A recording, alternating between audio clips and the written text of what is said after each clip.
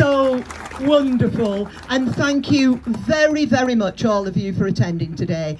This is the point where Ali Quascoin, who is somewhere about at the back there, who has been absolutely extraordinary in helping to put this event together, is probably looking at me now and saying, for goodness sake, don't forget to thank absolutely everybody that's ever been here. But I just want to genuinely say, we, as a tour company, we're actually normally a commercial company, and we do tell this story all the time. However, in this circumstance, we bid and were allowed a grant, of which we are very, very grateful to be able to put this on today and to bring it to a wider audience. So I do hope that you will take note of how important this really is in part of the history of the town. I'd like to thank, obviously, Peter again and his wife for coming, and also Jane, Joan, who are marvellous constantly. I think this has gone. But I've never ever been bothered by that. These two people, and especially Jane, have been extraordinary in telling the story wider. Our lovely reenactors who tell the story as part of Discover Buxton tours all the time, to the Crescent Trust, who have been working hard, especially Kerry and Louise, on this event. And we'd like to welcome, they've got, by the way, a new CEO, a gentleman named Simon Walwork. I've not met him yet, but look, there he is over there. So that will be great. Thank you, welcome Simon, and good luck with your custodianship of what you have to do down there with the Crescent. We're blessed here with a huge amount of special gifts, really, and it's up to us as people to look after them to the very best that we can.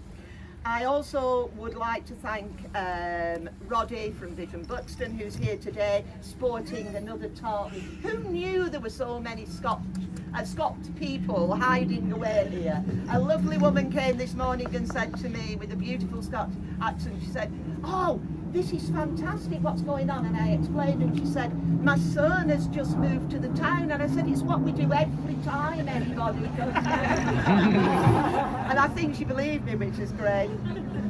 Kate from Dixon from Creative Heritage, and Simon Fussell representing the Civic Association, and Linda from Derbyshire County Council. There's another person who is really very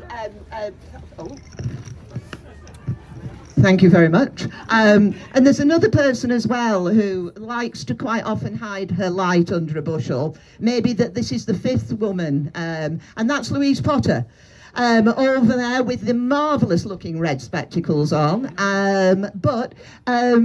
Louise, for those of you who don't know, was the owner and custodian of the Old Hall Hotel for many a year, and really, really brought it with her husband back to life, and we owe a debt of gratitude to you for that.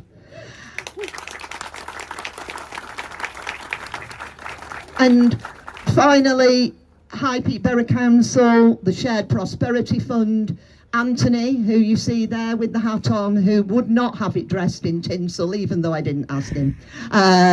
But most of all, as they say, thank you all for sticking with it. Thank you for coming. Thank you to the photographers from the High Peak Photography Club, always looking for new members, by the way, as most people are at the moment. And if you can, go and have a look in the Crescent at the artwork in the assembly rooms that is on display. We've put a challenge out to the schools for them to draw some Elizabethan portraits. There's also a copy in there of the early map of Derbyshire showing the drawing of the hall. And this afternoon, even if you're not in the Bulls tournament, do go across to Pavilion Gardens and cheer people on from 1:30. Tomorrow, we have a dramatic reading of letters in the assembly room at 7 o'clock. And that will be our contribution of these 2 days, personally, towards the Heritage Open Days. But Heritage Open Days are on all week, and there will be other things that will be open. So please do go and explore what often is a hidden heritage here. And thanks once again, and to our wonderful bagpiper, thank you, who made a very special moment for us. Thank you. Bye-bye.